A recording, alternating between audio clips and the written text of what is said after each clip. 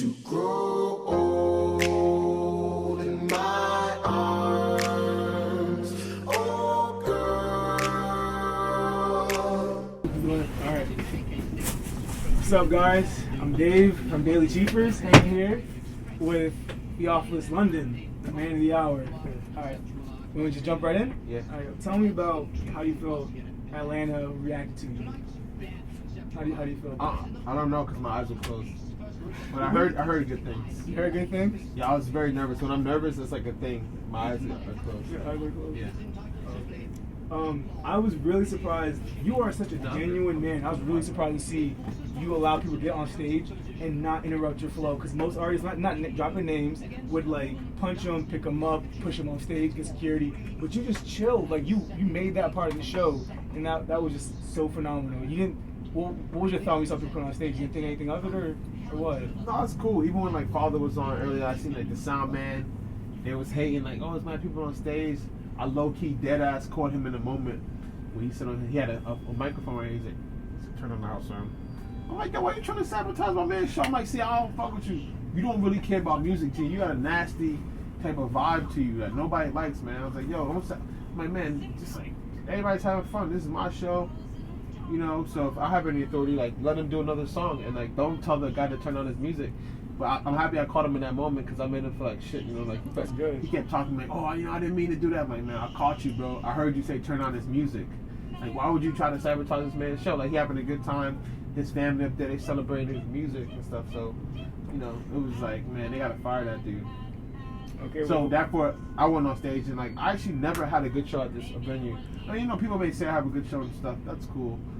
You know, maybe I should give my part of myself for performing that good. Like, even when I'm bad, people might like it. Yeah. But, you know, when I'm good, I think it's better. But I always at that venue, I think the last time I threw a mango at that guy. Yeah. So my first show here, he sabotaged my sound the same way he tried to do Father, and I threw a mango at him. Wow, that's interesting. Okay. Does anyone? Are we the first to hear about that? Oh, the people that were there, they saw it. Okay, so, yeah, but right. he tried to act brand new this time. Like, he tried to like renew the relationship. So like, yeah, you didn't throw mango at me. Like, you know, I'm not the same guy that was here 2 years ago, but he was the same guy. Okay, cool. And I feel like that venue is kind of weird. They got to rebuild it make it for the kids. Yeah. I saw a lot of like young heads there, which surprised me because I didn't think like many people like high schoolers are really into. Yeah, I was mad surprised. Like it was so weird to hear like my song "Water Me" sung back to me. Yes, that white boy. I'm so isolated living in LA. You know, like I wrote that song in like California. You know, around palm trees. You know, it's like Walmarts. You know, it's like a lot of moms around. And I wrote that record, so to hear like kids in Atlanta singing back to me was like mad thrown off. You know, it's really cool still. All right. A couple of things of the show. But that was really cool. But I felt, you know, I always knew, you know, I shouldn't be saying this, but I'm very true, I'm real. But I always knew that this show would be, you know, I have a lot to figure out. I haven't been on a stage. I mean, I haven't been on the road since 2013, because that was 2 years ago, you know.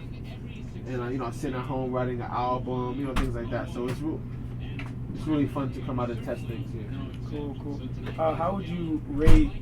Because that David Letterman show looked amazing. How would you rate the David Letterman show compared to this Atlanta Man, show? even the David Letterman show, I had my eyes closed the whole time too. Is that like a thing for you? Just we'll edit that.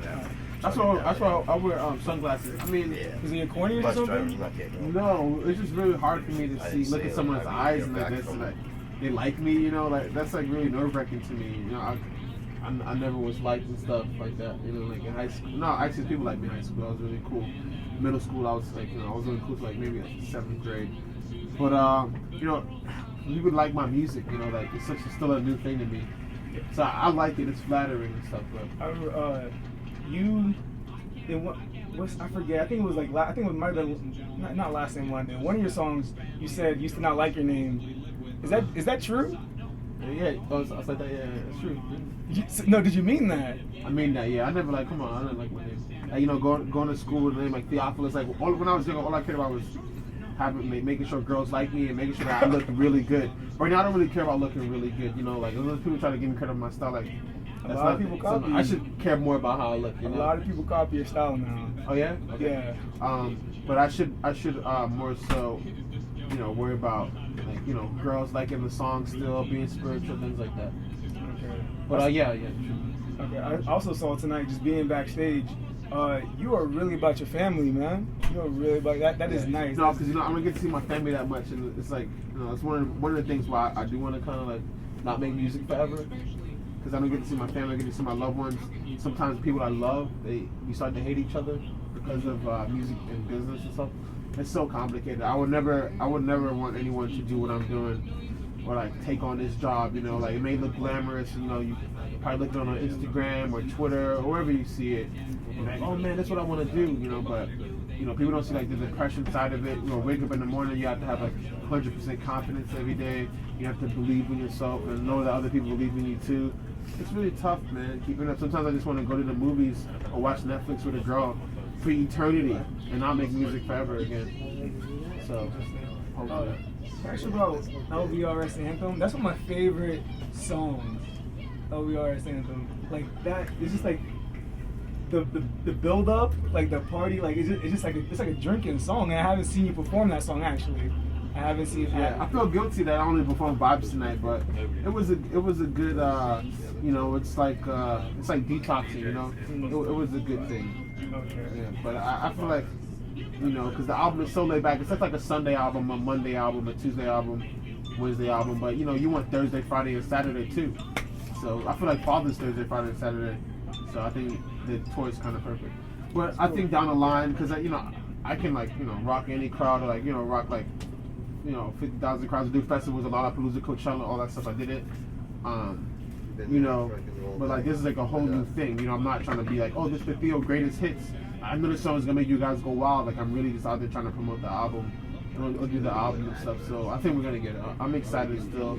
I'm just happy to be on the road. Like I'm really bored of LA. I moved to LA thinking that was gonna be the answers, but LA don't got the answers. You know, it's very too much celebrity vibes over there. Not culture. You know, Atlanta has a good culture. London has a great culture. New York has a good culture as well. Paris, you know, too. That's cool. That's cool. Put him on the phone. Okay, he has my friend Chris has a question for you. This is like the last two questions. All right. Figure it out. My favorite song on the album. What was it like working with Leon Ware and on Water? Man, he's a legend. I heard mad stories of him and Marvin Gaye, fucking mad girls. Him and Marvin Gaye doing a lot of coke. And him and Marvin Gaye, thank you. It's so wonderful to have an idol, and then you meet up with him. You know, like that's not somebody. When he told me on stage tonight that I was his idol, maybe I felt kind of old, but that was cool. Okay. You know, but yeah, I had Leon Ware come to my house, man, and the way we met was super organic. That's, you know, it's the way my blueprint is for the rest of my life. My blueprint for the rest of my life is doing things organically. You know, I'm not trying to set up no crazy big business meeting on email. We gotta do all that. That's not gonna really come to fruition. I think things gotta vibe out on its own. You know, send me a vibey text. I'll send you a vibey text back. Like, let's hang out. Let's meet up. Let's chill. Let's make it organic. You know, if we happen to get in the studio, we happen to get in the studio. And that's what it was for Leon. I mimicked his cover of my album 2012, and he reached out to me. Him and his wife fed me for a year or two. Ate great fried chicken, ate great Thai food, Chinese food with them, watched boxing fights with them, you know, smoked weed with him, you know, talked about Minnie Riperton and all these other Quincy Jones and all these other artists that he did, and also how he didn't take the route of being super famous. You know how like Kanye West or DJ Khaled or, you know, Jay-Z or, you know, Michael Jackson or like even Sade, super famous. This guy kind of created the music that Sade was famous off of. You know, but he didn't take the famous route. And I have a lot of friends like that, you know, like friends like Blood Orange or, you know, Jesse Boykins, all these people that work with. We're not trying to take the quick famous route. I'm sure we probably could write songs or pay people to write songs for us that's like that type of level of like, you know, that stuff. But we get more so off on like doing things that we do and people liking, you know, like it's true, like that I'm such a big fan of like the Risk song, you know. Yeah. You know, so when Father was making that song, I didn't think like all these people from like tastemakers from the world was gonna fuck with it, you know. So that's why I like music. It reaches people, and I think organically is better. All right, last question. You made Jump, or I guess you redid Jump with Rihanna. Yeah. How was that? Well, Rihanna, shout out to Rihanna. She's been following me on Instagram for like 4 years now, so you know she's getting some more updates. But yeah, shout out to Rihanna. She's cool. I don't want to say that, but yeah, shout out to Rihanna. All right. And actually, yeah, shout out to Rihanna. again. Okay, one more time. Yeah, Shout out one to more time. Rihanna. Shout out to Rihanna. Yeah, Daily Cheaper. Shout out to Rihanna. All right, but we'll let you get back to your family. I appreciate the love.